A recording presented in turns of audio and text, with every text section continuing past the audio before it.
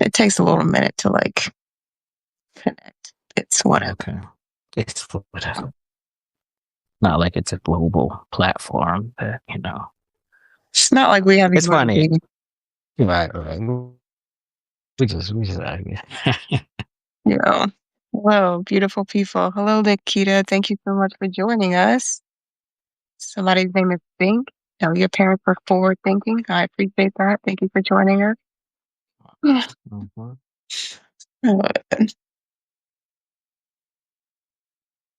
So, give it a couple minutes, couple seconds for people to hop in. It's a lazy, chill Thursday afternoon. Hey, Michelle. Just vibing. Hey, girl. How you doing? What's up, I usually Michelle? go You know what's live. fun?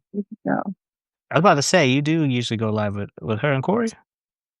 yeah, I've yet to. Every yeah. time y'all go live, I'm doing something. It's like y'all don't want me to hang out with y'all. That's exactly why we do it at the That's what I time. thought. That's what I thought. Corey said the same thing.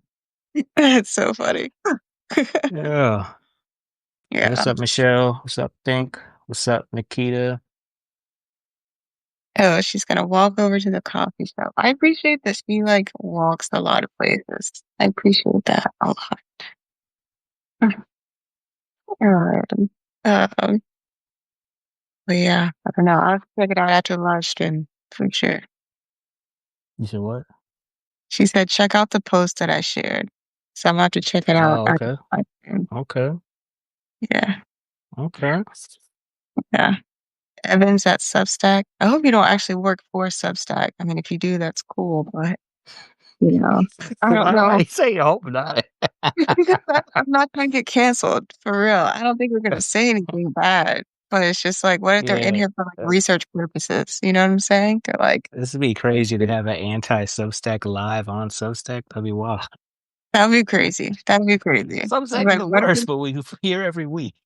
you know, I don't know. But they did like make an announcement this morning that they just raised like 100 million. So I wonder if they're like trying to see what people think about it. You know what I'm saying? Okay.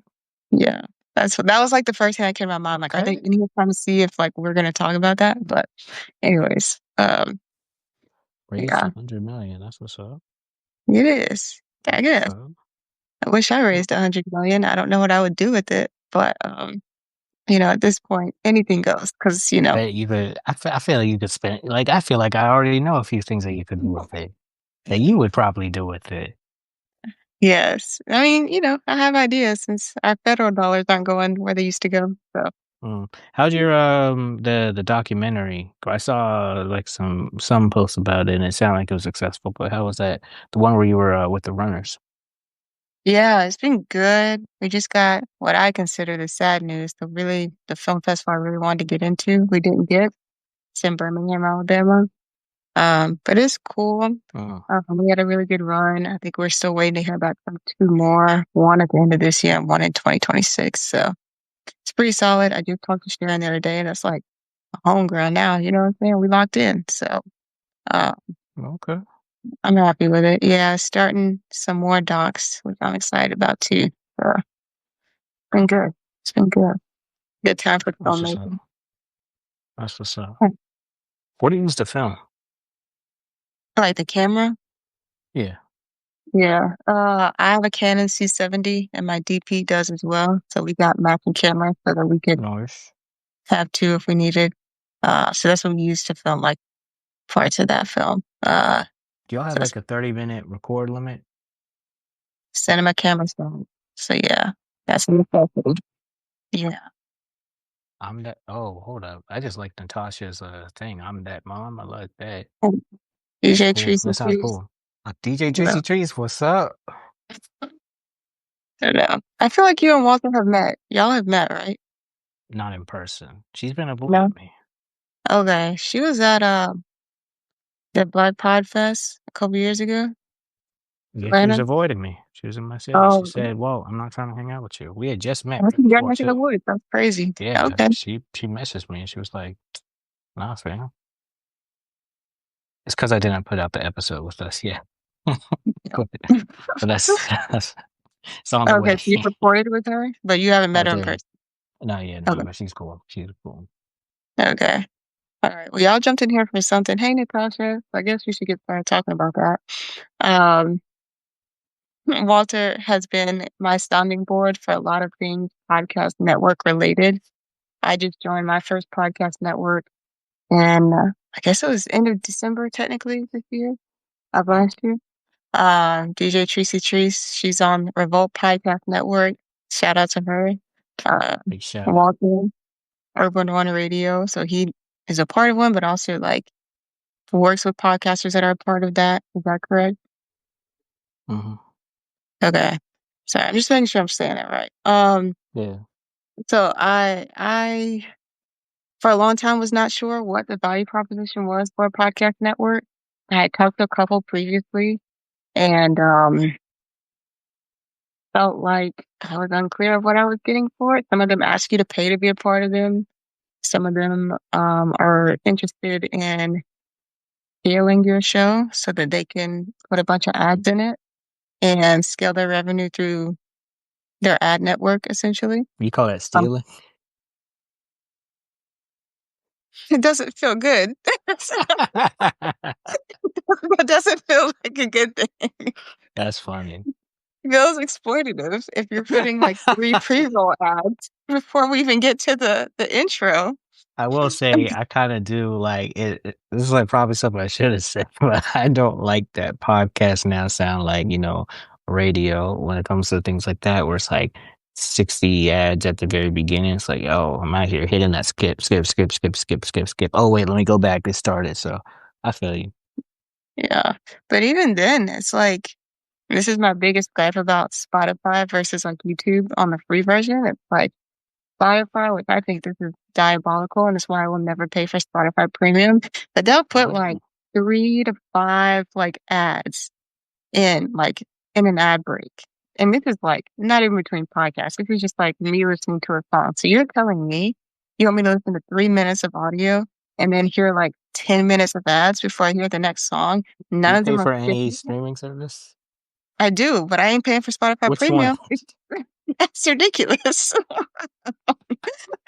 It's This is so funny. diabolical. No, it's diabolical. I won't do it. YouTube would never do your girl like that. They Okay, do that's all. though. No, they don't. I get They you. do You pay two for max. YouTube, don't you? You pay for They do YouTube, two max, but they're and the one of worst them commercials. they are at least they're skippable. Spotify doesn't even let you skip, dog. I could skip, but I also pay. I do have preview, so it's a whole different See, experience. we're different, and And you actually, I paying don't for actually get ads. I think rarely do I get ads on the podcast. so you're skipping post read pre roll ads. You're not They're not skipping. host read. I don't actually, to be honest, actually, I don't skip host read ads. It's Okay, always good. the programmatic ones. And for those who don't know, the programmatic ones are basically, you record your podcast and you upload it, and then basically you can have markers where ads are just automatically put in there. And it's not like at least like, the company I work at, we don't have like oh, these are the ads we're kind of putting in there. We just kind of put it in there. There are conversations when it comes to like the host rate ads and stuff where we do negotiate, and that's like if the hosts want to do those ads or not. But for the programmatic ones, they just kind of auto inserted. And if a host isn't happy with that particular company, those could be removed. But yeah, Yeah, yeah. I'm trying to skip all of them. That's what I'm saying, though. I just feel like Spotify is predatory, and I can't stand for it. And I just feel like a lot of podcast networks encourage that type of like advertise. I don't know if advertising abuse is the right frame here, but just like overstimulating or over indexing on programmatic ads. I just feel like mm, that's kind of the model because again, in some ways they are trying to mimic the model that's on YouTube, which is where you can put in ads wherever, just like you're saying with markers and let, you know, programmatic ads who are already on that platform just insert dynamically. But I mm, feel like YouTube treats your girl better. And I just feel like that should not be the way for a podcast network and for any expectation of a podcaster joining, a network. Because you gotta think about your community too. Like they're used to not having that. They're used to having uninterrupted. Let's say you average an hour on your show. They're used to having an uninterrupted hour with you every day. And now it's an hour and a half. Or an hour. That's ridiculous. But an hour 15, you know what I'm trying to say? Like a lot longer. because of ads, then I just feel like you're sacrificing the relationship with your audience to have like Mm, $2 off of your show. And I feel like that on some level too, like people want to join a podcast network to grow their show. And I feel like how are you supposed to grow it if the experience of the listener is drastically worse now because you're trying to make mm. $2? You know what I'm saying? So Do you tend to like if there's a podcast you come across, if it has a bunch of ads in there, you like, I ain't listening? yeah, 1,000%. That's Thousand. funny. I Especially if guess they don't if feel it is relevant. it is based on like how it interrupts the listening experience, is that more so it, or you just like, oh, is that an ad? I'm out. Which one is? No, it's a mix of things. So I feel like, and oh, I don't want to drop names because I'm not trying to get canceled, but they're not on here. You So have to mention the name. a good example of this is Jay Shetty. Mm, Like if you've ever listened or tried to listen to his show, it's like three pre-roll ads, two are host read, one is dynamic, programmatic. And then there's an intro that lasts maybe a minute and a half. And then there's two more ads. And then there's the mm, show. And then 15 minutes in, there's two more ads. And that's kind of like the cadence. And that to me just feels like way too choppy to be worth it. I also didn't feel like the conversation was worth my time because that's another conversation for another day. mm. So you know what's funny? So at the beginning you were talking about like different networks, and I always say it's important. Like if you're considering joining a network, it's important to know exactly how the network will make money, not just how you as a creator will make money. So like you said, there are people who start networks and they'll charge you to join, and and also I'll also say I don't think there's any necessarily bad way. It's just good to know what business model it is so you know if that feels right for you. Me personally, I'm not going to pay to join a network unless there's a huge return on it. Like for some people, they'll, part of that payment is production will come into that, or it'll be like, you know, putting you in front of an audience and actually doing work at that point. It's like, okay, yeah, it's a good investment, depending on the cost that is. On other networks where they charge for you to join in, it's like you're just paying to be on the network and say you're on the network. And they do have production as well, but there's a higher cost. So at that point, it's just like, how important is it for you to be on the network, or and could that money go towards something else as well? For networks like the one where I work at, we don't charge people, but we do look at like, can we make money with y'all through ads, both host read ones, which are the custom segments, is what a lot of them call them, or they're the programmatic ones. And I can't speak for other networks, but for our network, we do have the pre rolls and the mid rolls, but there are limits to how many and how close they are. And also, each podcast is a basically they could choose where to put the markers if they don't want pre rolls at the beginning. They don't have to, and also they could be moved around. I think usually people end up adding more at other places at least, because it's more opportunities to make more money. So I can't speak to how other things are, you know, structured, but I personally believe like all things are always up for negotiations. And when you're joining a network, you should join knowing exactly what you want and what you want the experience to be like. Cause I think some of those things like the pre rolls are negotiable. It might not end up in your favor and the network might not want to work with you. Which is kind of extreme. And I don't think like a pre roll would make a huge difference in that. But that is like the moment where people make the, you know, everyone hears a pre roll versus a mid roll, people might fall off. So yeah, it's kind of like uh, it's like, I mean, I think there's also a perspective thing, I guess, because I'm working there. Maybe I don't look at it this way, but as a creator, you could look at it as like they're trying to just suck me dry with all these different ads and stuff, or you could look at it as like oh, this is another way to generate revenue. But I think sometimes people don't know that they can negotiate certain things. It'll be like, I know this how you operate, but that's not how I operate. And then at that point, it's like, what do you have to leverage? Because if you don't have you know, a huge audience, you don't have as much room to negotiate because they may not feel it's worth their investment. But usually when you join a network, depending on like what the network's looking for, like I think Revolt has created something where there's kind of different levels to their network. And I think last year they did something where they kind of like lowered the tier to make it more open for creators of like multiple sizes to join and everything. So I think at that point, if you're at that level, you might not be able to make as many requests or demands, but like someone, let's use Jay Shetty as an example. He's someone where if he didn't want to, he probably could figure out a way to negotiate where that isn't the case. But Yeah. so he might be choosing that too. So let's talk about two things. Let's talk about um the pros and cons of like, or maybe like the difference between like going to an ad network because you or a podcast network because you want them to work with you on ads and you're okay with them maybe, I don't know, helping out with publishing, helping out with guest curation, helping out with editing, social media promo, whatever, and it's just taking a cut of the ad, spend, right? Hmm. Versus like keeping the ads in house. And like maybe either you or someone on your team is the one that's negotiating any host or ads, versus like maybe having a podcast network do it for you. I think like the other side of this coin is like a Tim Ferriss who like does everything in house now. Oh. And yeah, he does everything in house. And because I think it's like he said it's him and like three other team members. So like one that's like an ad person, other one that's a growth, and then like third one is like admin, guest curation, that type of stuff, Hmm. editing, whatever. Um, and he's like, I do everything in house. He and his team are like very strong handed on like the types of ads they take on. They do all their ad copy. They try everything out before they do it. This is like Hmm. a very time intensive production, like probably to the extreme for most people. But if it's his main source of income plus his books, then it makes sense. But he cares very deeply about like his name, his image, his connection to his audience, because a book and a podcast are like deep listening platforms. Hmm. To your point, I think Jay Shetty could easily take his in house and not use a podcast network and be a little more stringent on who he had. Granted, one of his ads is like Mercedes, so it ain't like as me and you are getting, right?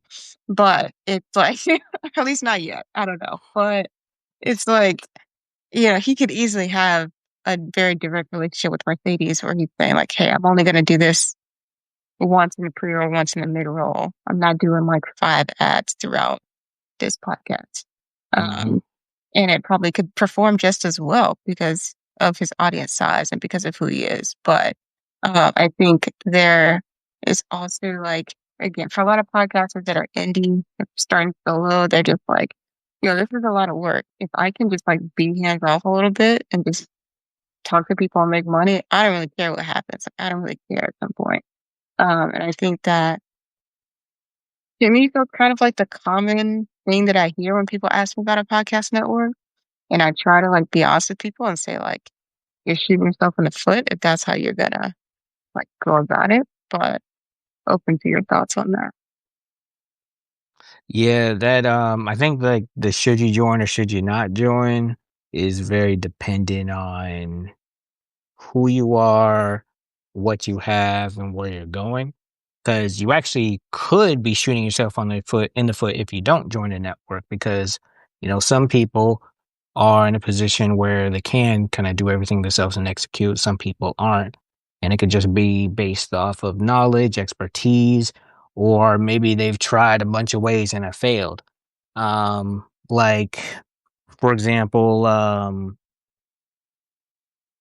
I'm only using it as an example because I remember a year or two ago, Kev on Stage posted a video talking about how he's moving over to Patreon. Or I think he was already there, but he's like, yo, the podcast where we really want y'all to be on Patreon to help us fund the podcast because we're not getting the deals that we used to get before. During that Mhm. pandemic podcast boom, like everyone was getting money. Networks were throwing out a lot of money too, but everyone was getting money.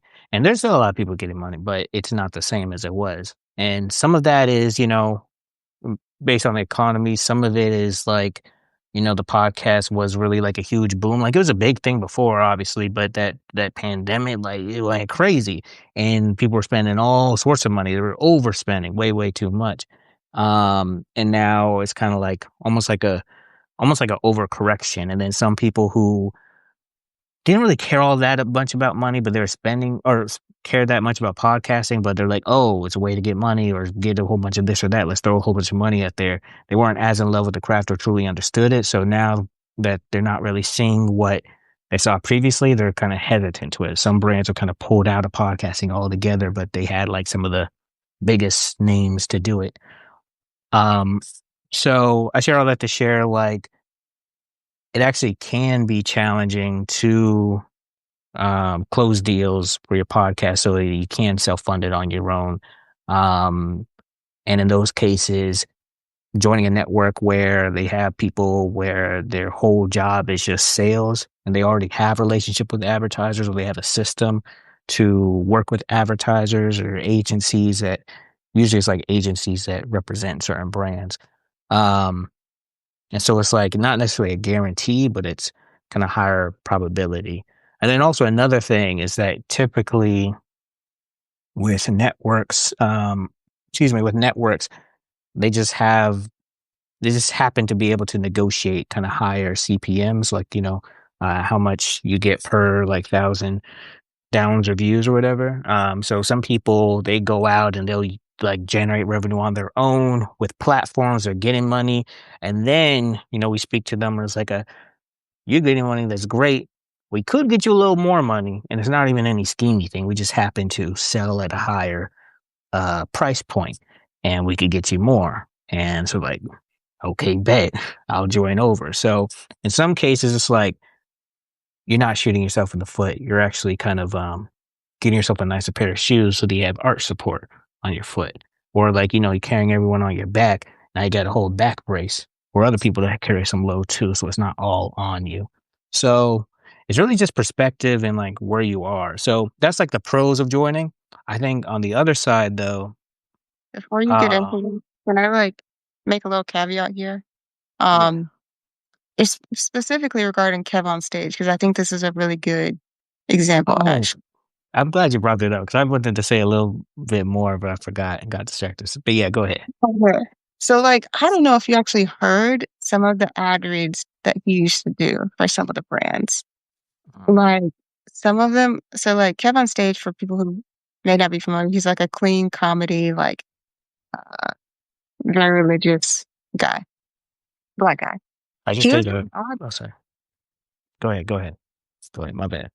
he was doing ad reads for, like, Viagra and stuff, like, like, stuff that That's really just did funny. not even fit his brand, like, he and his like and it was some of them, he was like, "Yeah, this brand ain't coming back because I did a really bad ad read," and it would be, like, for, like, a skincare brand and all types of stuff that, quite frankly, just were not fits for him, let alone, like and if it's not a good fit for you as a person/podcaster, it's probably not your audience is gonna know that you don't care about this, you don't use this, you're just telling me this because somebody paid you to tell me about this product or service or whatever.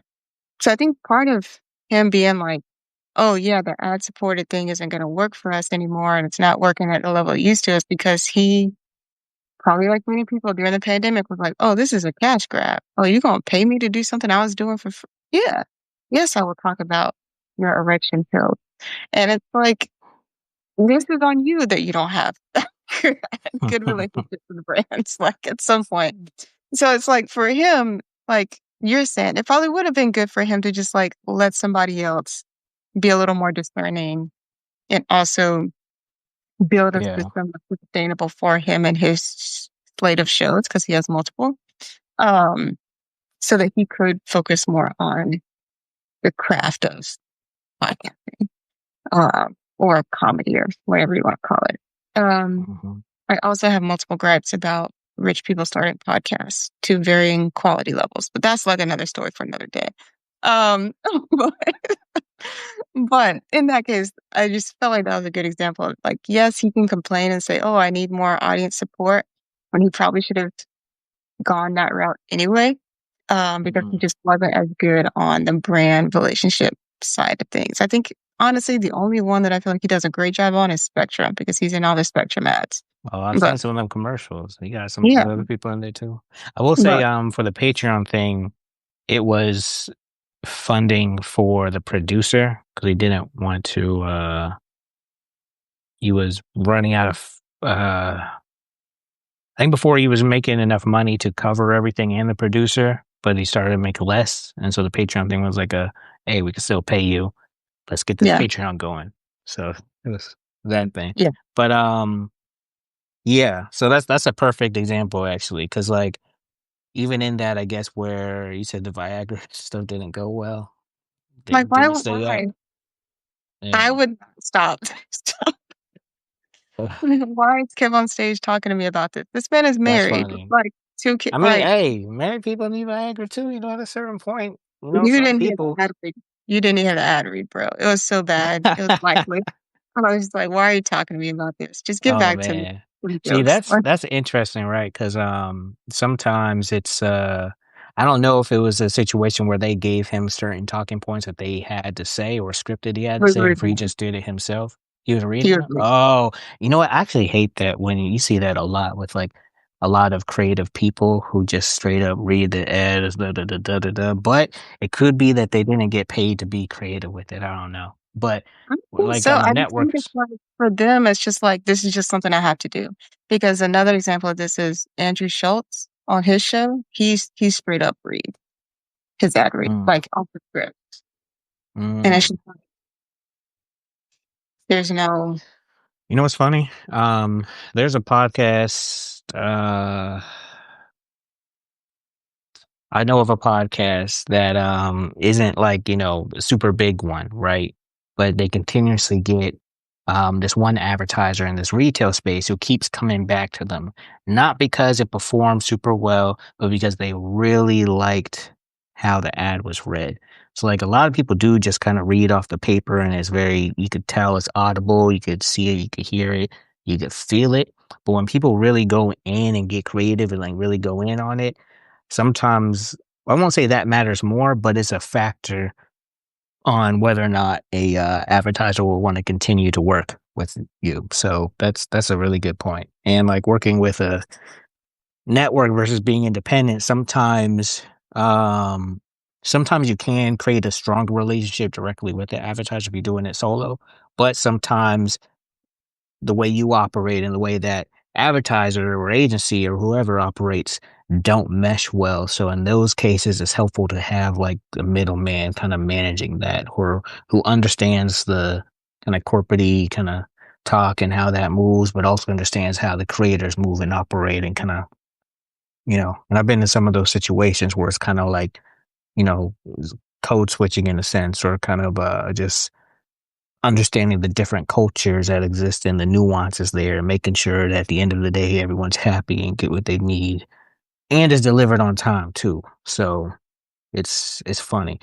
I was actually very shocked um when I kind of entered into this corporate space, just like because I've all operated independently and I kind of support other creatives too, but just seeing the differences on how different creators kind of manage themselves in the business, it really varies. So yeah. that's fair. I think we're about to get Not into everyone's some like you, Angela. Not everyone's like I think you're about to get into some of the cons of joining a podcast network. I feel like I haven't been selling it a lot, but we'll get back selling to that. what? Joining a The Nah, man. It's been like look, let know in the comments, yo. What do y'all think? Am I doing a good job ripping the pros? Angela look at me like this shit sucks. Don't or I'm sorry. I don't know. That's something else. But I this do think there this is a case for joining them. I just feel like maybe the popular ones aren't really good ones. Um, that's funny. So I'll say like for me personally, because I have my own podcast as well, and I don't invest as much time as energy as I would need to truly grow it. But if I did grow it, to be honest with you, I don't have any strong desires to join a network with it. Um, and it's just, I just personally don't. I think we're at a time right now where I think a lot of people look at networks almost like joining a record label like 20 years ago. And what that means is like, okay, yeah, we get put on and kind of get put in the machine to grow this thing and blow this thing up. And that is a legitimate thing. That does happen. But nowadays in this new era, um, you could truly blow up and be successful without needing a network at all. And some of the things I mentioned before are still true. Like generally, you can generate more funds with the network, or depending on the network and their experience with selling. But you also don't need to do that. And then also, when you do operate independently, there might be more different things you could do when, like, when you're joining a network, kind of joining in on a contract, you kind of have to, produce a certain amount. You guys are supposed to make money together off this thing, so you want it to. So for me, it's like the freedom to do whatever I want whenever I want.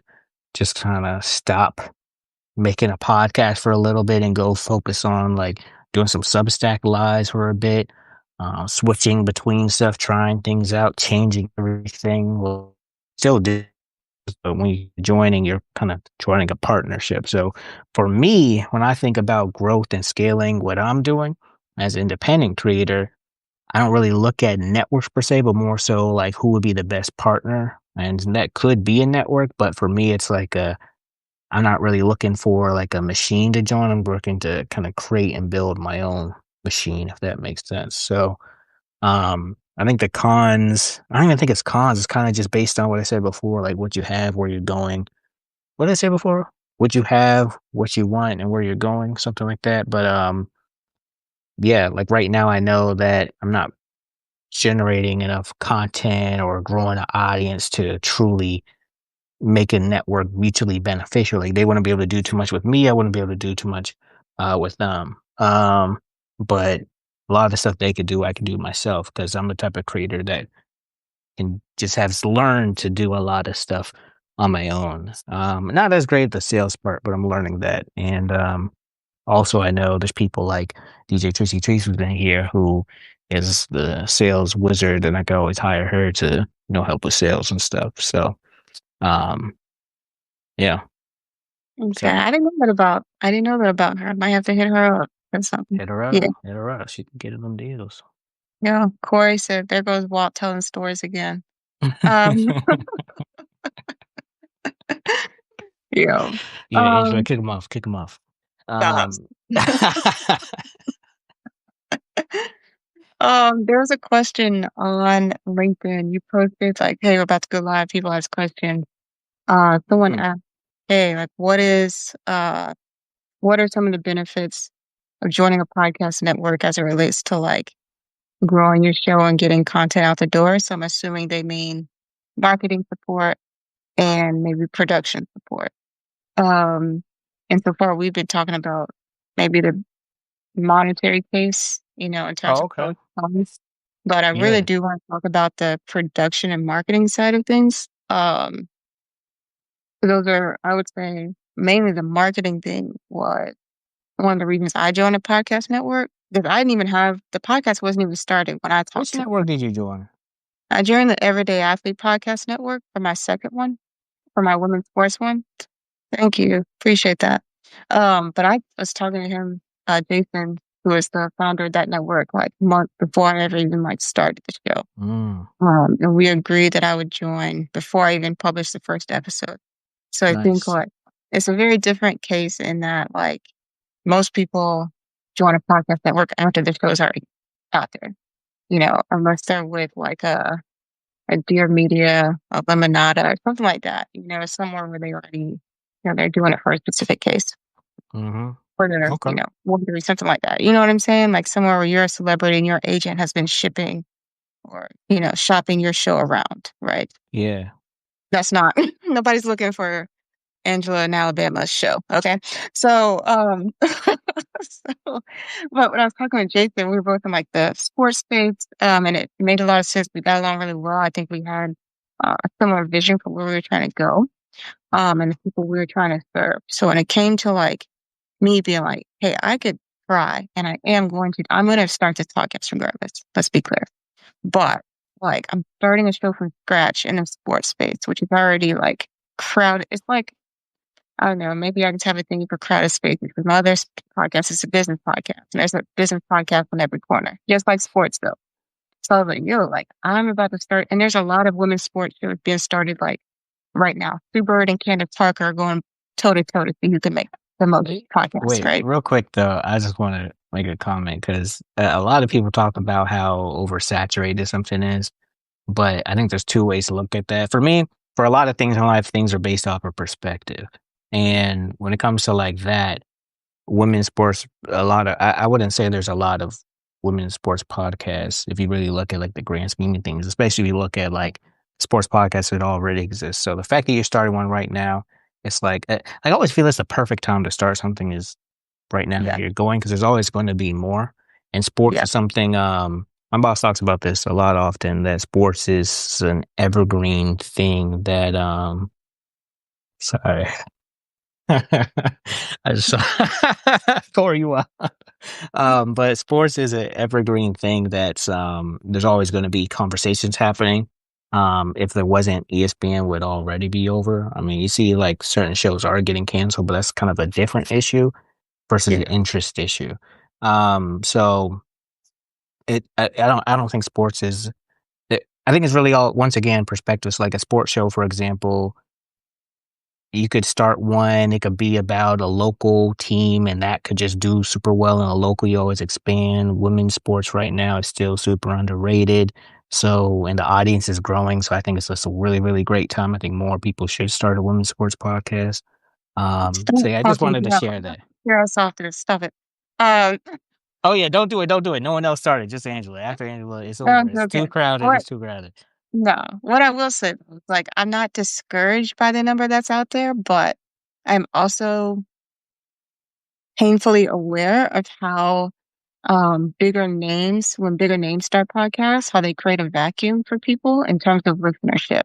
So it's not to say that someone who is listening to a podcast by Candace Parker wouldn't listen to my show, but it is saying that, when Candace Parker starts a show and someone is a huge fan of Candace Parker and wants to hear her perspective on women's sports and women's basketball in particular, you know, it's much it's a much higher chance that someone is one going to know about it because there's a bigger engine around Candace Parker. Number two, I like to think of people's podcast rotations like a basketball team, right? People typically have 3 to 5 shows that they rotate between on a regular basis. So if you're getting in on that rotation, even if it's once every 3 episodes, right? That means that they are declining to listen to something else more often than not. Um, so maybe So you're in the top eight. So uh, I'm not that's saying not a bad thing though. it's not That's a like bad thing. It's not a bad like thing. I think of two things. One, the Candace Parker starts a podcast.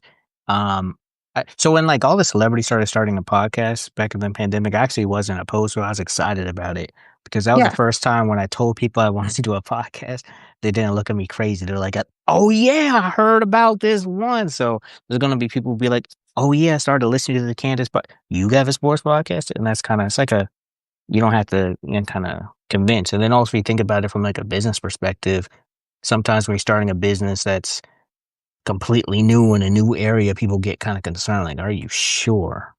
But this kind of creates that proof of concept Yeah, that there's a it market already for it. exists. There is. Yeah, Yeah. exactly. But I So also think, again, I still feel like I started it at a good time. you did. And then especially I think I have an advantage in that I know what it takes to create a podcast. Like there's a lot of people who've started a podcast and they like, in the women's basketball space, especially because women's basketball is like up right now. And they've done like one, maybe 2 episodes, and then they're just like fills it out because they're like, oh, well, this is a lot of work. Yeah. And They're I'm gonna sure, see you keep going. You out here with 150 episodes before you know it. They'll be like, I gotta go see what Angela's doing, man. yeah. So, and like DJ Juicy Tree, she started, LA Sparks Weekly ages ago. All right. Hmm. Like, she okay? Is that like resonate? She okay? No, I don't think that's his last name. I don't know.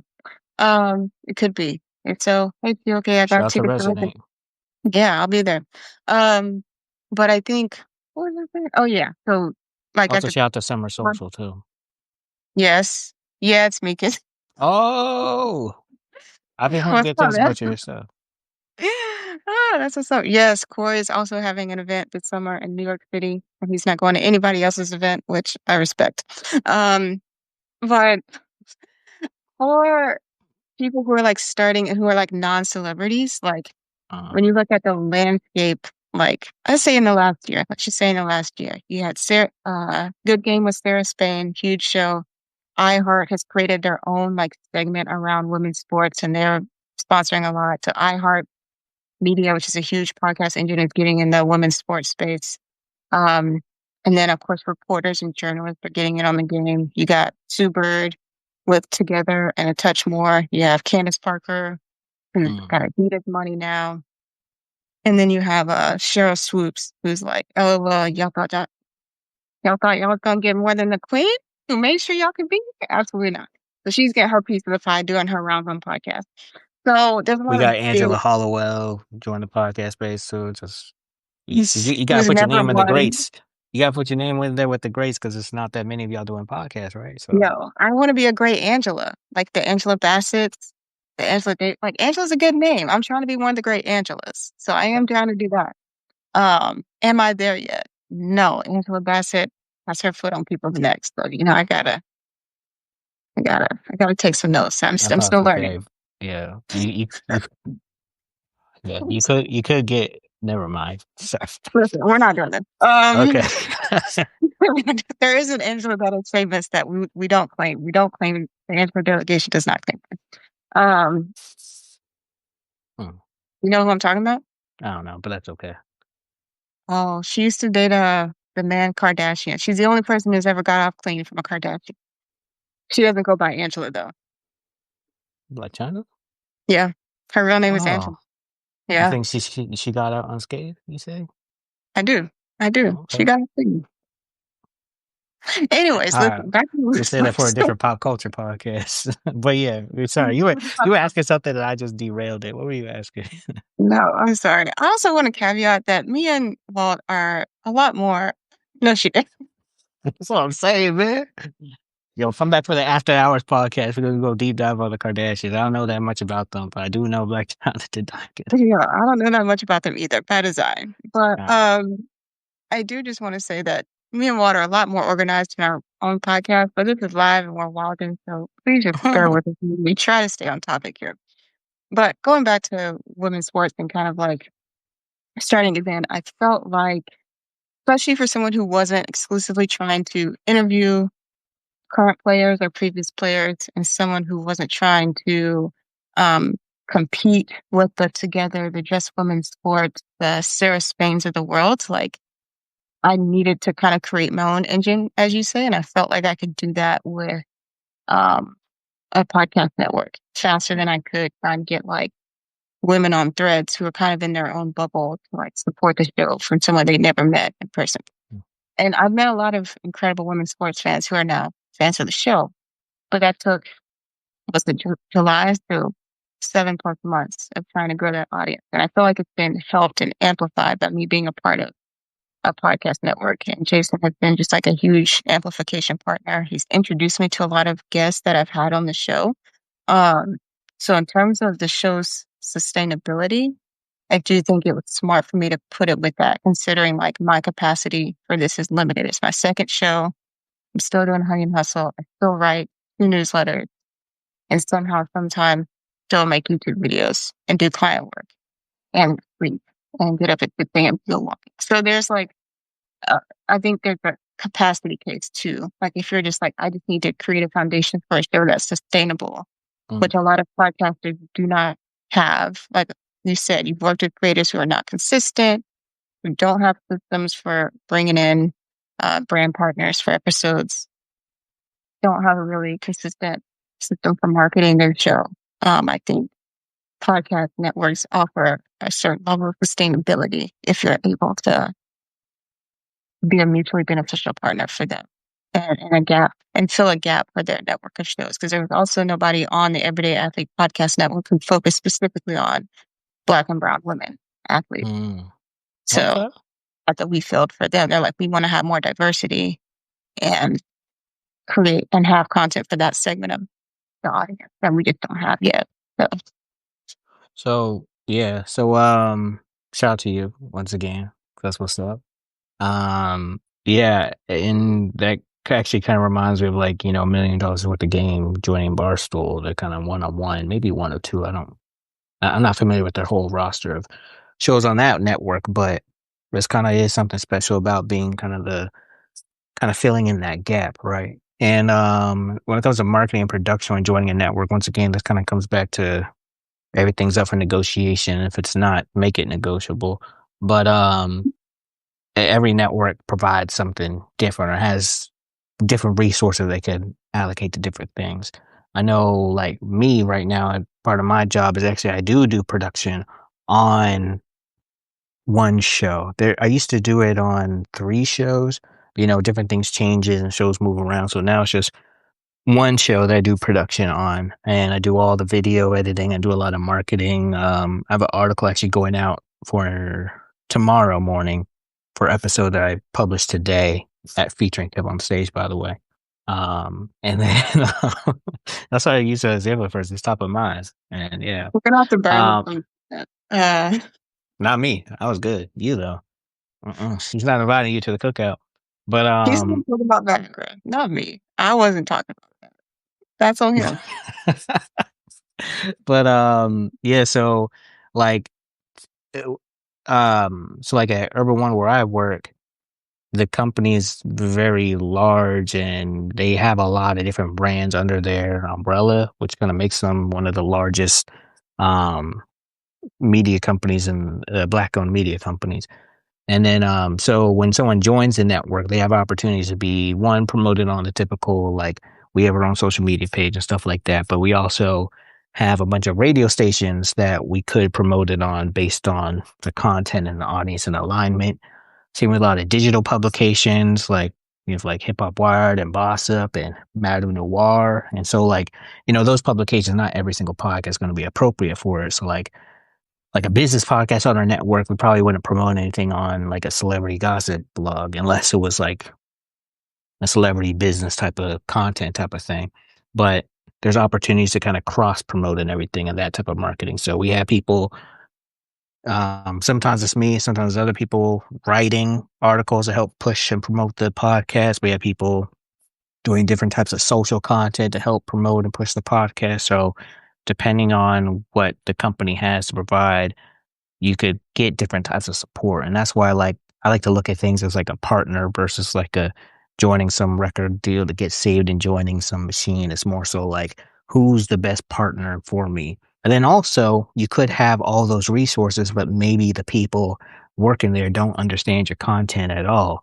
That happens a lot with black led podcasts, or even on the flip side, if it's not even like a race thing, some woman led podcast joining a company where it's just men over there and they could do good content, but they might not be able to truly understand what's kind of being talked about or, I had an interview with a show just like that. Actually, I won't oh say it because yeah, it's a women's sports podcast. It's fairly you've well already known. been blowing up people's spots already. You might as well just keep name drop Can't them. no, I can't do that one. I can't do Okay, that one. okay, But okay. yeah, they joined a men's I'm trying to sports. make you go viral, just call someone out.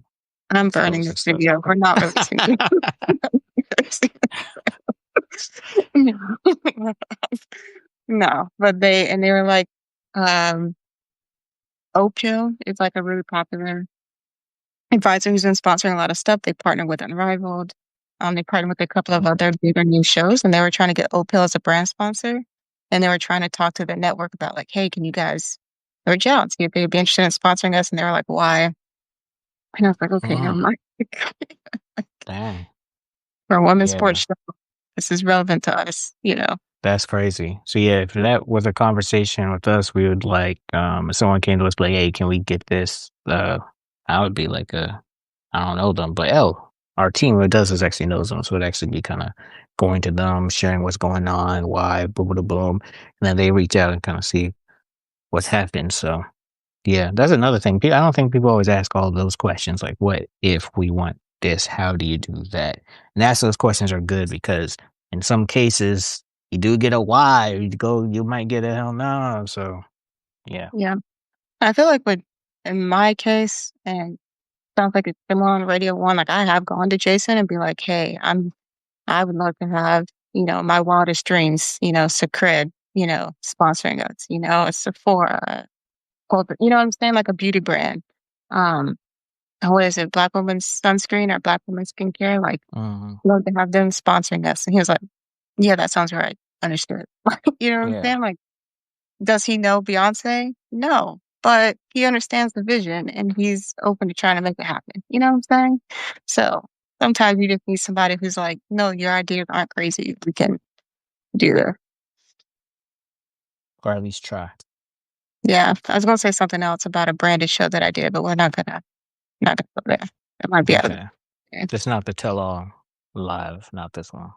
It wasn't originally, I'll be honest. I didn't originally come on here expecting to spill the tea on certain things, but now I'm like, wow, I've actually had a couple of bad experiences here that might help someone avoid my same mistakes, but I think we're Yeah, I think the mistakes usually are like that I've seen are like what you agree to contractually.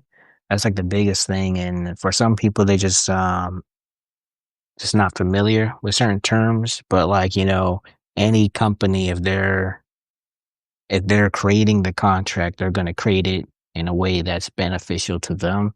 Sometimes it's actually not like a monstrous thing. Sometimes it's just a standard thing. And like, it's kind of on the podcaster then go be like, yeah, actually, I don't want this there. And at that point, if they're like, it has to be there, then it's like, okay, hold up. You might be a little bit of a monster, but usually if they're a decent human being, they'll be like, okay, yeah, we don't have to do that. Maybe instead this, it kind of, is a conversation versus like, I haven't, and I will also be honest, I'm not in all of the, uh, contract discussions. I've seen contracts, but I'm not usually that's above my pay scale. But typically, I haven't seen or heard of a situation where it's like a tricking people per se. I this is not necessarily it is maybe it's that. If I did a branded show a while back, um, they were not monsters, but I do think that based on the number they offered me, I didn't ask as many questions as I should. So, and some of stuff like you just don't know to ask until you go through it. That's Too. true. So, You really don't. You going really back to don't. like one of the questions from LinkedIn around production. I know you said you only produce one show now, but you've produced a couple of shows, and by produce you mean not just edit the audio, but create marketing materials as well. Yeah. Well, I should say I'm only responsible for one show. I should say that. Kind of So, technically, sort of. is it a yes or no? It's gray area. I cannot confirm or deny without the state attorney present. Lord have mercy. Okay. Someone who's never looked at the contract all of a sudden knows the contract language. So, anyways, so one thing like too when it comes to production, I think it's important to understand how the network feels that podcast media is best used to market a show and whether or not you agree with that marketing plan. Um, and then in terms of maybe creating a new show, since I've done this a handful of times, like either you are or you aren't. Well, that's what I said, Corey. And so I'm the bystander, man. I don't know nothing. most bystanders don't get paid. So I don't think you're a bystander. Um, but anyway, when it comes to producing a new show, I think like understanding how you want to market a show, and again, this also my perspective on what works best to market a podcast comes from my experience doing everything on my own. So knowing what my audience responds to and what different, even if it's a different niche, even for a melanated VP, which is a completely different, like I know what is going to work best. I have an idea of what's going to work best and what I'm willing to try. And I think, like, that was also a conversation I didn't have with them, and so there are some things they did with in terms of marketing that I was like, "I wouldn't have done it this way," but I Mhm, it's it also wasn't enough for me to, like, uh, draw the line in the sand about mm, either because I understood in their mind they were trying to help me grow the show, and they were producing for me. So I was only hosting and guest mhm. curating, and I would share on my socials, but in terms of other things, like, they were kind of doing a lot of that. Yeah. Um, so But I did obviously work with the production team to dial in the style of the show and the flow of the show. Um, and I picked the guests and the topics and things like that. But in terms of production and marketing, it was part of our contract. That was something they were also going to help out with.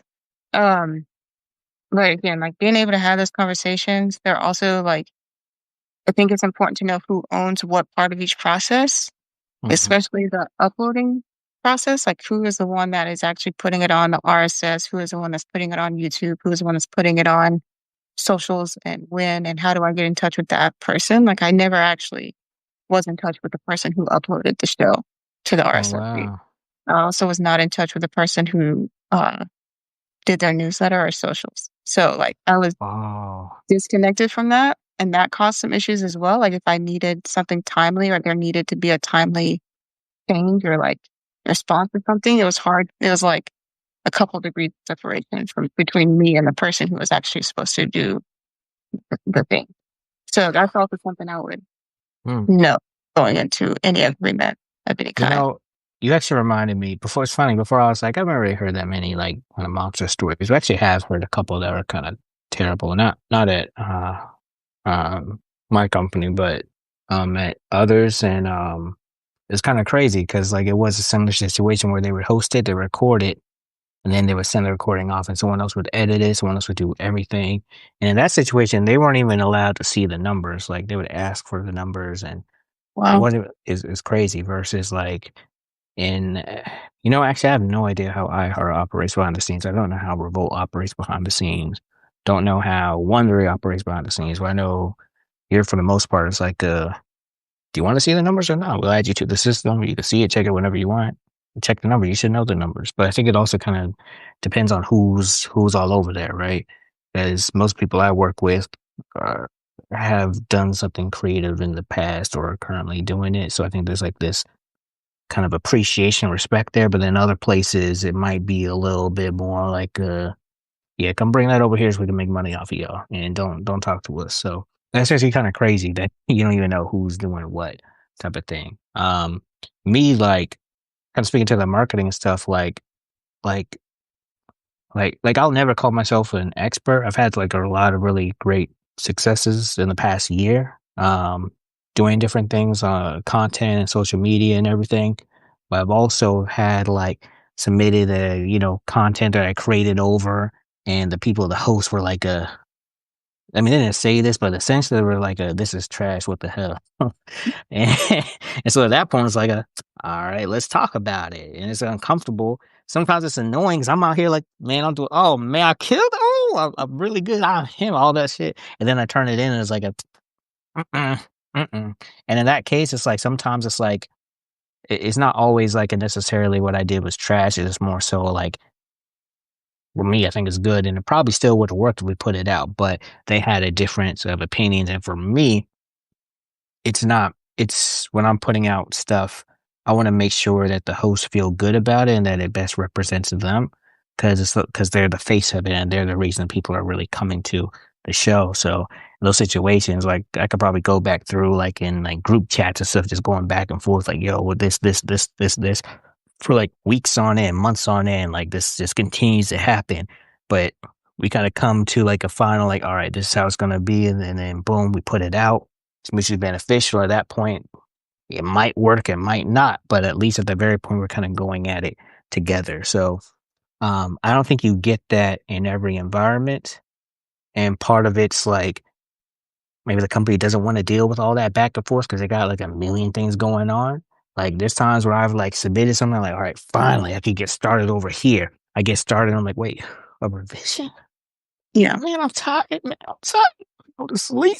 I wanna eat, all that stuff." But, no, it's like, you know, it's kinda part of the job, so, um, that's kinda like the marketing thing, and then in some situations people just create and submit it, and then afterwards, it's like a later on, you kind of review content and stuff. So I'm a very collaborative person. So I like from the get go, the show that I'm working with, I told them like, yo, let me know if you hate it. Let me know because we gotta make sure we all love it. So yeah, Yeah. but that's how I operate. Other places, not always like that. I would say two things about that. And this is again, like, I do all the editing and marketing for my show currently. I would love to house off some of the video editing, low key, but we're not gonna go there. But because I've done it so much, I think like now, if I were to work with a video editor or a marketer, like I would give them like a brand guideline kit, like almost a creative brief for my expectations for what they're going to produce from you. And again, if you're a new podcast, you probably don't have any idea of what that would be like for your show. Uh, and you may be choosing who you work with based on the style that they already have and like proven formats that they've already done. So you're like, hey, I saw you made short form videos like that. That is what I want. Or hey, I saw you edited such and such podcast and they sound amazing when they usually sound like a squirrel on steroids. I want that. Right. So like, I think there's some of that too. Like understand why you're working with someone. Are you working with someone because you feel like they have the skills to enhance and replicate and scale what you're already doing? Or are you working with them because you don't have a system or a process or a style and you want them to model your content after what they currently do and in their style and voice? I think the other thing is when it comes to like working with, a team on marketing and things like that, I think that especially now, I think a lot of shows are going to start being like video podcast forward. So like having a video element out of the gate. And they're going to expect you to be able to give them video content for short form. I am very happy that I started my show before there was like a prescriptive way to promote video podcasts. Like if you look at, and I hate to say this because I think she's awesome, but Angel Reaper's show, like if you've seen her video clips, it's like very clear that they do all of her shows and probably every other show that they produce the exact same way. They just take little clips, they put a little music behind them, they give you 50 seconds or less, and then they put a little pop up at the end that says, watch or listen here to this show with a little stylized like clip of Angel Reese and music and fun. Cameron Brink's show, and she's doing it with one of the Curry siblings, like their show, very similar style, right? Just like podcast clips out of context, too short and not long enough for you to really understand what the episode is about. And then it's on social, like en masse, we're talking 5 to 7 clips per episode. And the episode's only 30 minutes long. Like, babe, I might as well just watch the episode if you're going to put out all the clips like this. You know what I'm saying? But I think, like, again, There's another game at play too, though, with that. If they're putting out that many clips, and sometimes people don't.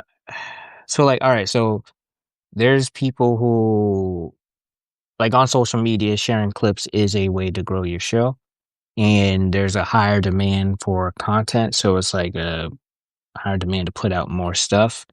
But there are also people who will not ever leave social media to go catch a long form or the short form. So I don't think a lot of people are conscious of this, of just like the direct correlation of what that means. But essentially, at that point, you could still grow a show without anyone actually going to listen to the full one, which is kind of like a weird thing, but it's like growing the brand of it.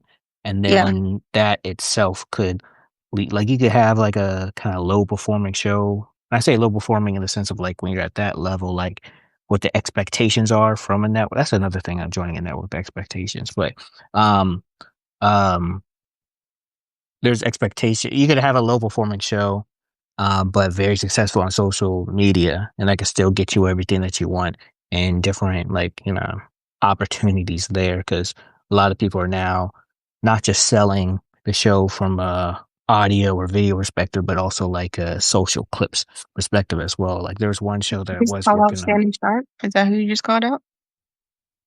I'm joking. Just keep a going. low performance show. Pre Cat Williams. Pre Cat Williams. That's what Nah, pre-Cat Williams, he was doing good.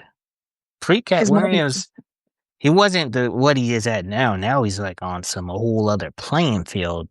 But Yeah. previously, he was doing decent. I remember looking and I remember seeing like he did like over 100,000 with I want to say it was Steve Harvey. He did one with Ricky Smiley that got a lot of We're views. not, that ain't nothing. No. So like Cat Williams, I think in the first Well, but 20 Cat Williams, or that's whole something, different. That's like psycho it like is, but I but think I'm that's saying like, okay, no. before he was doing good. He I wasn't think there have nothing. been, let me not, let me take it back. But I do want to say there's 2 inflection points for Shannon Sharp. One of which was when he left his show on, what is it, FS1. So that was Oh. like an effect, like he carried that audience with him. And then two was the Cat Williams, right? So there are things there, right? But if you look at his show with like Ocho Cinco, it's terrible. Like it's not a good show. Um, I guess you Oh, like the quality is bad, but like it's not good.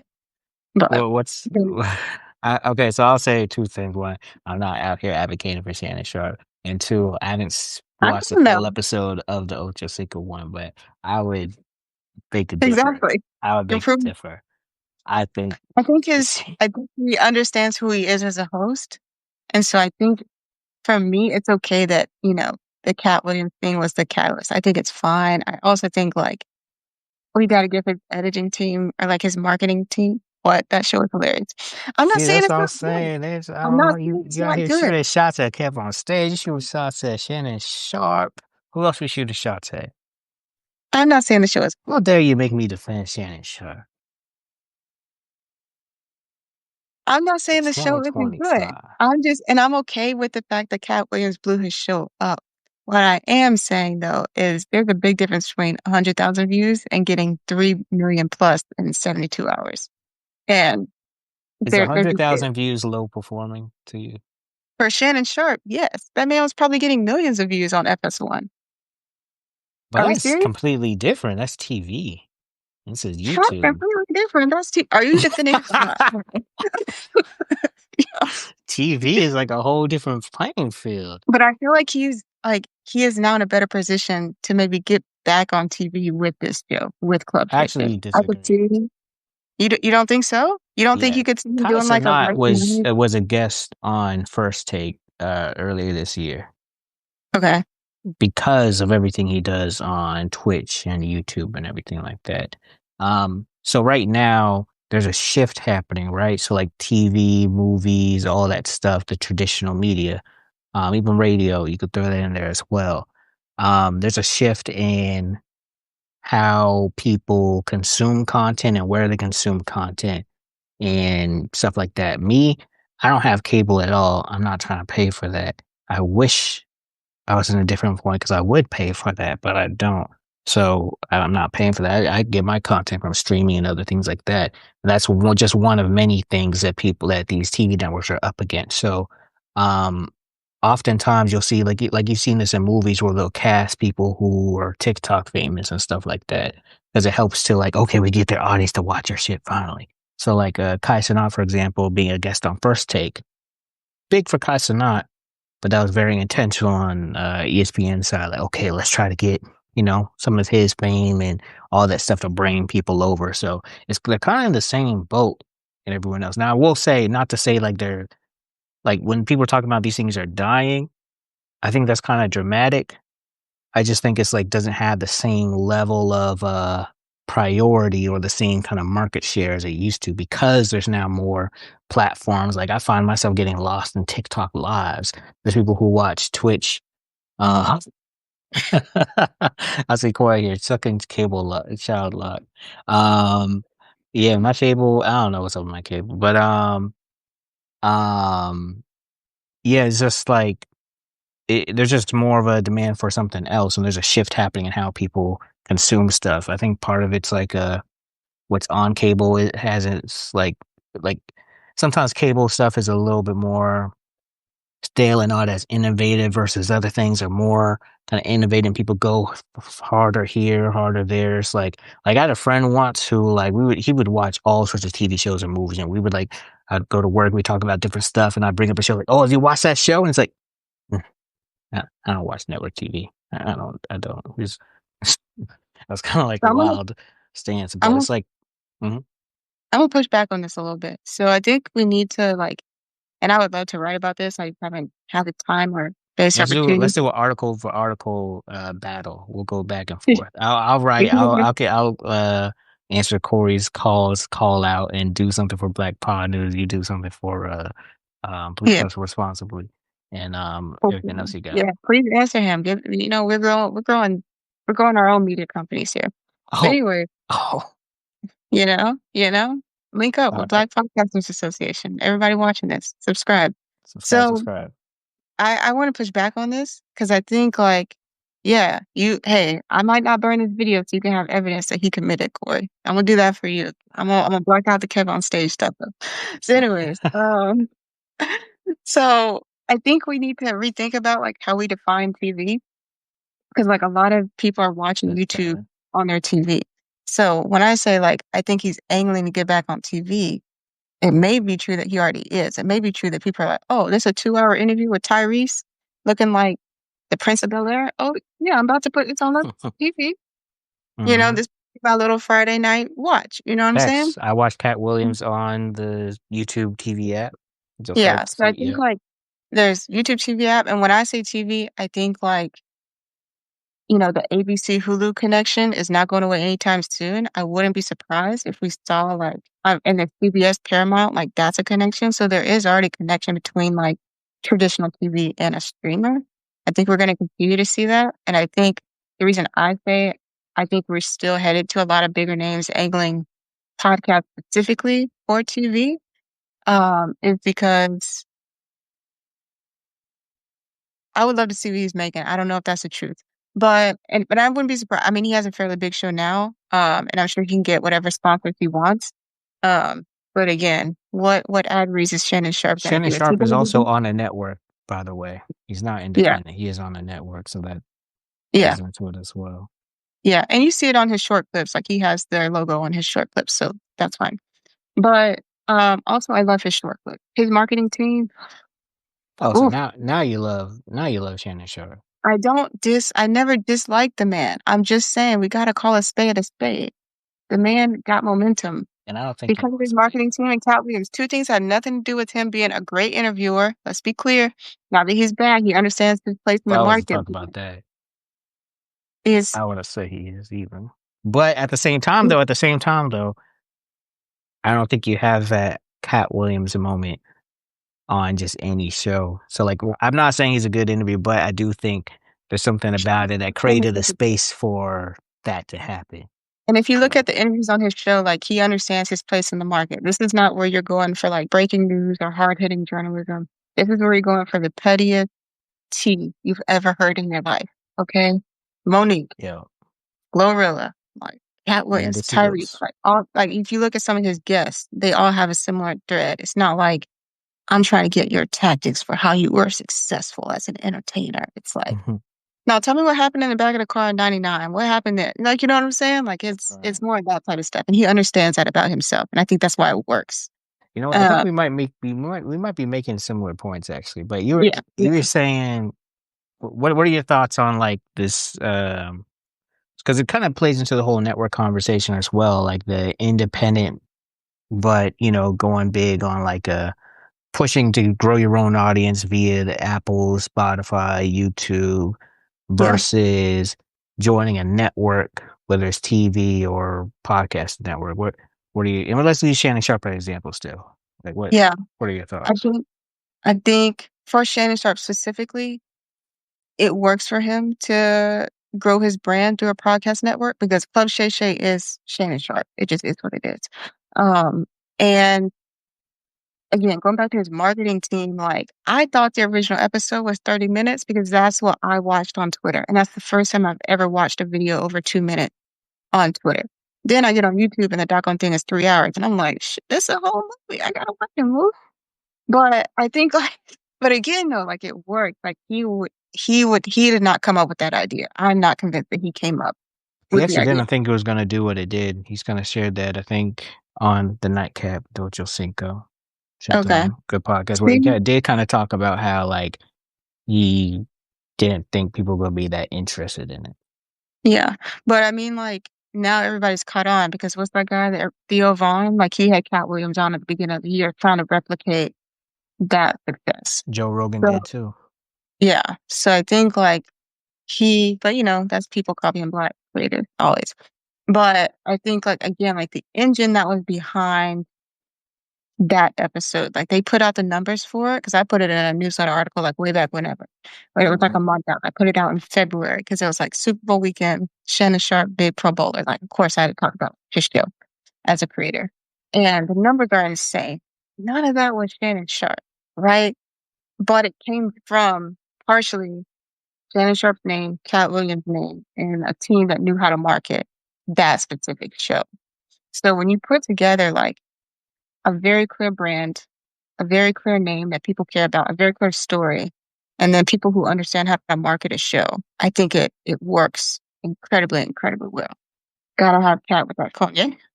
That's probably where Joe and Theo went wrong. That's probably where They have a cognac.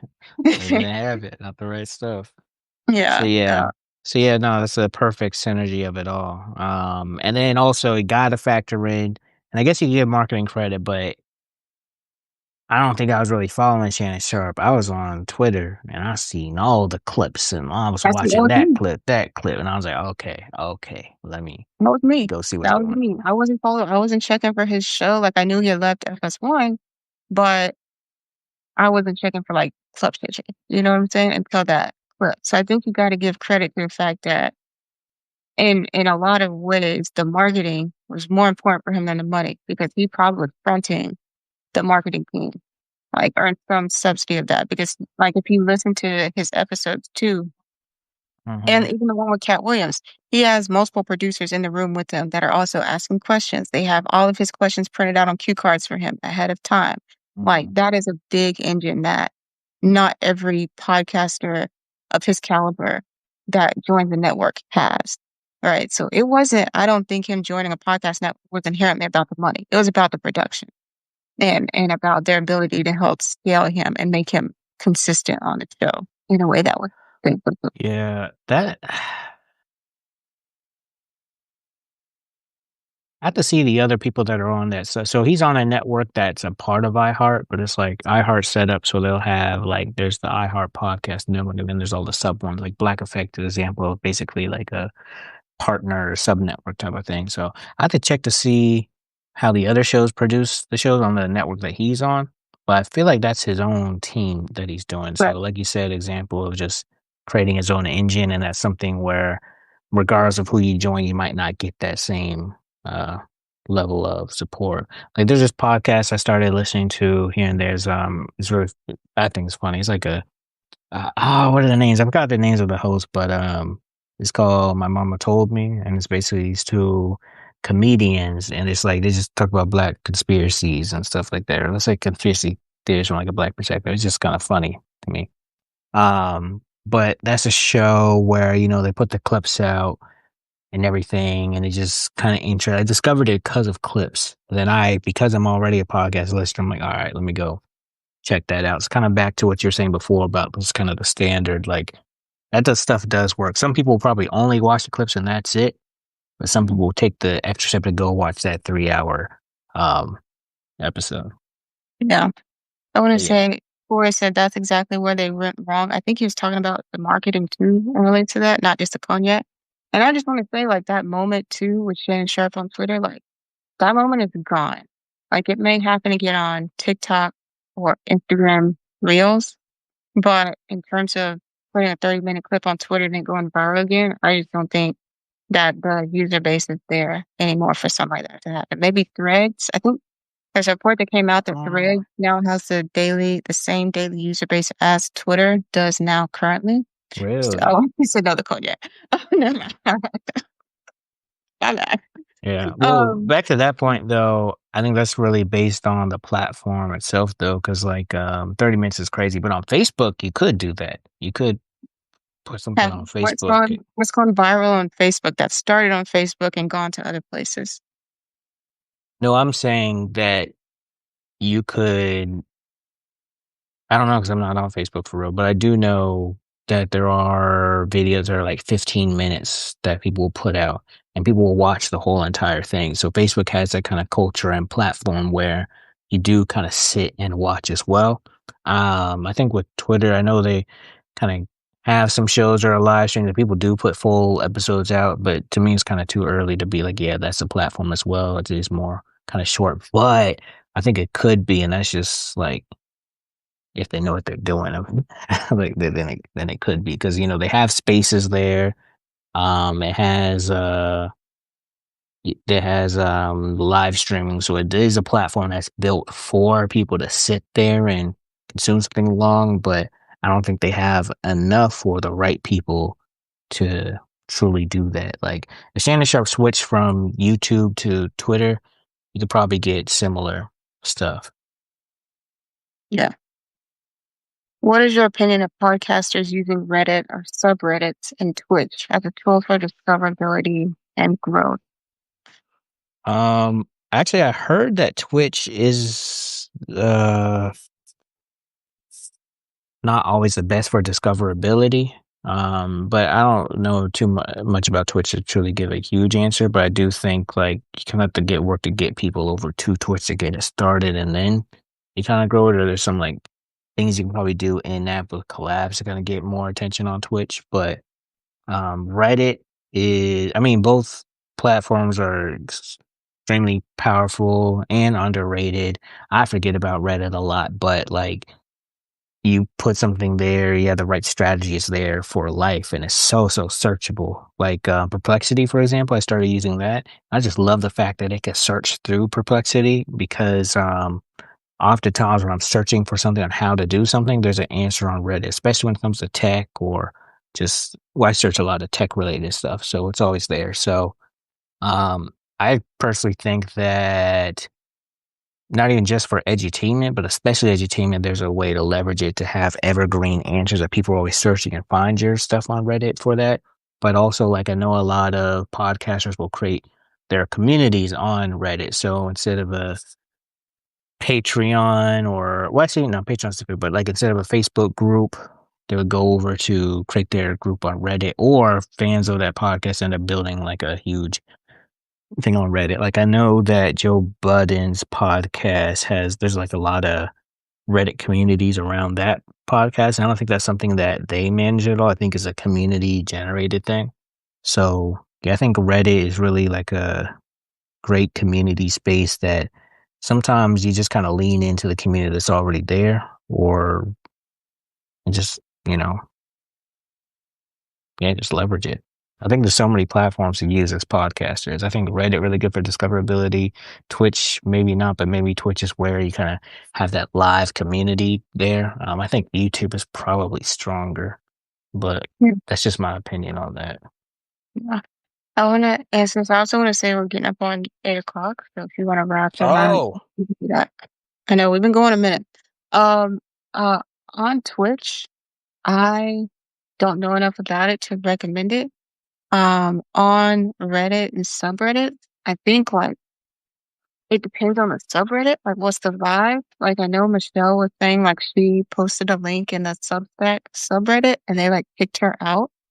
So I think, but that also, quite frankly, did not surprise me because even on here, like if you have, let's say, over 500 subscribers, people are like, "Oh, you're huge. You don't like. I don't want to help you." Right? Like it's almost like anti-growth in some ways. You're on Substack, except when they're subscribing to other people who only talk about Substack growth that you're on.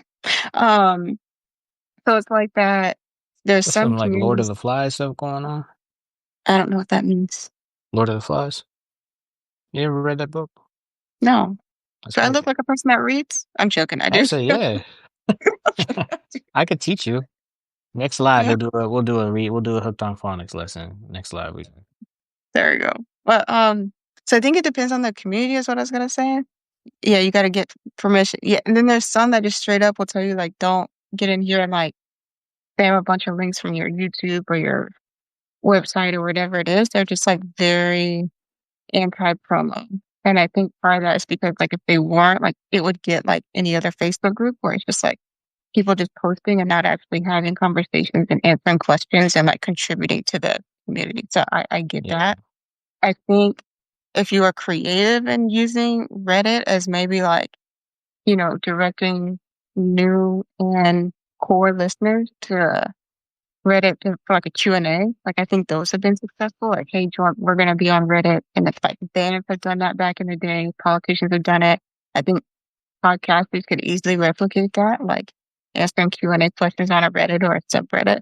Um, I also think that there are versions of like a reply guy who are just like, uh, they may not post the link, but they'll post the name of something so that like, like you said, if you're searching for something, it's going to come up in search. Like if someone's like, where can I find uh, more Black podcasts?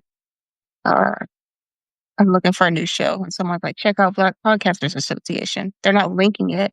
They're not sharing, whatever. But under search, if people are searching for that or Perplexity or Google or Reddit, it's going to come up. And so, like, your name association is really important. Those are the two ways I would use it personally if I had the time to learn a new platform. But um, yeah, I will say I'm hoping that next year I created like my version of a Marvel Cinematic playbook thing with like a phase 4, 1, 2, 3, 4, 5, 6, 7, 8 pointing thing. And next year my phase is where I'm going to invest a bit more in live streaming, and I'm hoping that Twitch will be a place. I want to really explore that.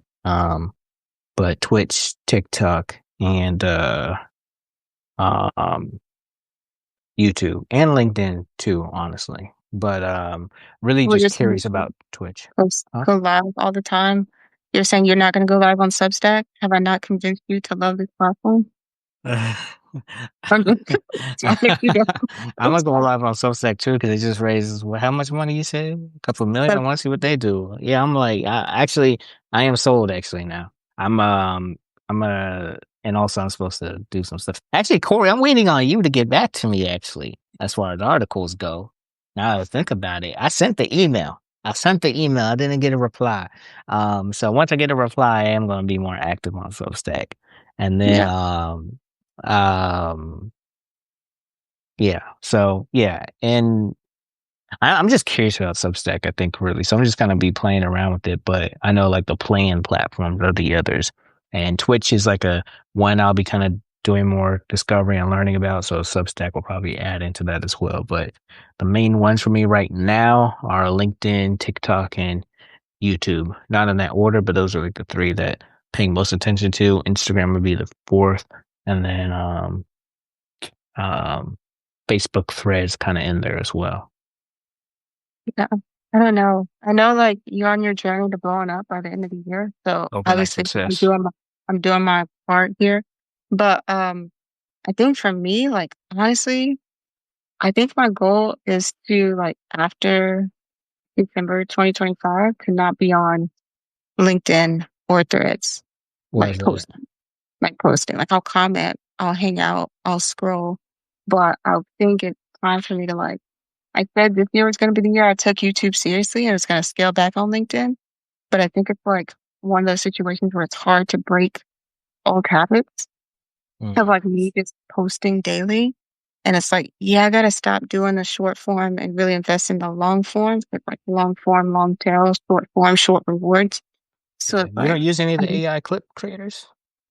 no, like I I know use they're not the same as editing yourself, but I mean, at the onto very script. least. I use Underlord AI occasionally to like help me find highlights or even create a highlight reel. It's actually pretty good. Like you can tell it how long you want it, the style you want it, the tone you want. It's pretty solid. So I do that occasionally, but um a lot of it also like before I was ever using the script when I was recording in person and I would like take notes, like I would write down quotes that I wanted anyway. So I didn't need an AI to like help me Mhm. do that. Um, but it helps. Every little bit helps. But things like it's just time for me to really invest and go hard on long form. Like I really feel like I could do really well in like the build in public kind of like docu-series type stuff. And that would gave me a lot more reach than even like LinkedIn and a lot deeper connections because people are seeing my face, they're connecting with me. Like I posted a video early day, I think it was Tuesday when I launched a new series and it did like dust compared to like a video posted in January. And I was like, you gotta be kidding me. Like LinkedIn is just trash. And it's like I can't just keep building on these platforms that are not See, stable. Like you keep making me defend stuff I don't want to defend. So LinkedIn, I will say I was actually planning in August. I was planning on just like going dark on LinkedIn and not posting anything, just going 1000% on YouTube. I may still do that, but maybe later this year. But I realized I just keep, and I think this really is more so speaks to me and my journey where I'm at and everything. But because I was blessed to be a part of a program that put me in a different kind of spotlight over there. And, but since then, even without that, I've been able to create a lot of really amazing relationships so that and it just keeps happening over on LinkedIn. So I'm like, okay, maybe I shouldn't just ignore it because there is like a community that's being built there. And so when I'm my goal now is when I say I'm still gonna be active on LinkedIn is really just to talk about other things and just continue to drive attention over to the YouTube for real. Cause I'm kind of similar with you, like really invested in YouTube as like the main platform hub. And that's just because like there's things that YouTube has that none of the other platforms have that I think. And that's simply the shareability and user experience of it. Facebook could be that, but sharing a Facebook video is weird. It's a lot easier now, actually. It's a lot simpler, but it's weird. Sharing stuff from LinkedIn to other stuff if people aren't on LinkedIn is kind of weird too. Yeah, I'd say Twitter and Threads are probably the only other place outside of YouTube that it's not weird. Um, yeah, but yeah. yeah. I would say, and Instagram too. I think sharing Instagram posts is pretty. It's been pretty steady for a long time. Um, Yeah, they've actually changed something. They're not bad now too. yeah.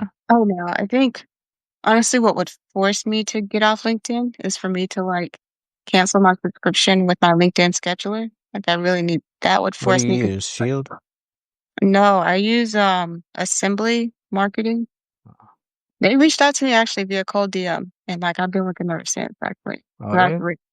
Um, but yeah, I think it's just time for me to like be like, hey, this is a fun ride, but like, because if I keep like again, it's like a systems thing, and it's like I know that part of the reason I can still do it, even though it's not getting anywhere near the returns it used to on LinkedIn, is because I'm just in the habit of doing it, and I just understand how it works. Mm, And I just need to like put that time and effort into like building new muscles for YouTube and how YouTube works. And I like that. You're a locked in type of person, so I'm kind of sporadic and all over the place, so that makes sense. that's hilarious. Oh, and then too, I feel like the newsletter, there are some, I do think that the traffic that I've gotten from LinkedIn and the subscribers I've gotten from LinkedIn have come from DMs. So this is since I've copied a lot, I'm also going to give y'all some game. So I used to use this thing called Octopus CRM, where you could like identify like second level connections and reach out to them in bulk, like every couple of days, and send a message with each new send. And that would get me like a lot of new people on the platform. Um, and now there's one that's less manual. It's like almost like set it and forget it. It's called Dripify. Not cheap, it's like $79 a month, but it basically is the same thing where you can identify a group of people that you want to connect with and create automations for sending out a connection request and then like waiting for a period of time and then sending them a message like, hey, if you're interested, I write this newsletter. Here you can check it out and subscribe. And that for me is where a lot of my news signups with LinkedIn come, not from me actually posting on a daily basis. So even though I know these things like factually, it's also hard for me to divorce myself from like the habit of that I've built for the last 3+ years. So Divorce is something funny. this is my first divorce. Okay. So I'm new here. I'm new. So I'm trying to divorce myself from it. But I don't know. August feels close, but it feels like I don't know. I might join you on that. I might just be like, hey guys, I need to cancel my subscription. It's big real.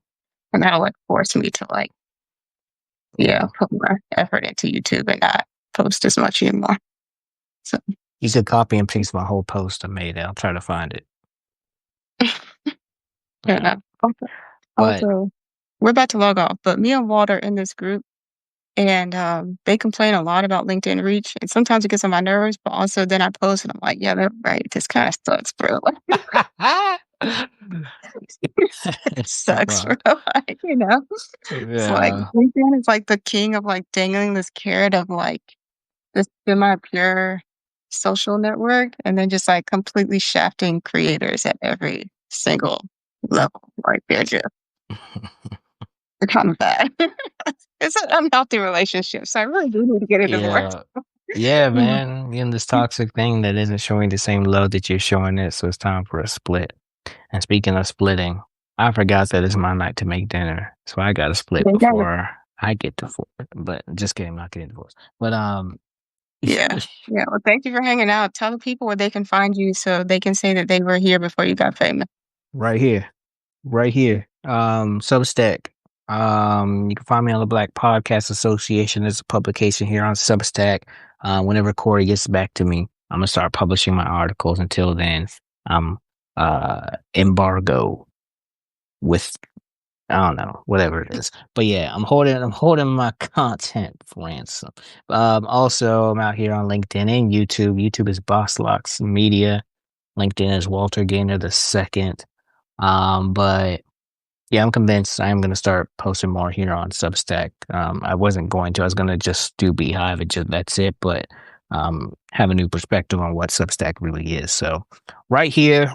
Follow me if you haven't already. And I don't know. Can you DM on Substack? Yeah. Okay, DM me. And just tell me about like what you're doing here on Substack and what you like about it. Because I'm very curious to see what people are doing, and maybe we could do a live where we kind of talk about all the stuff that you're doing too. So Yeah. yeah, appreciate you, Angela. Thank you for hanging out. I appreciate you guys. You guys enjoy your Thursday night.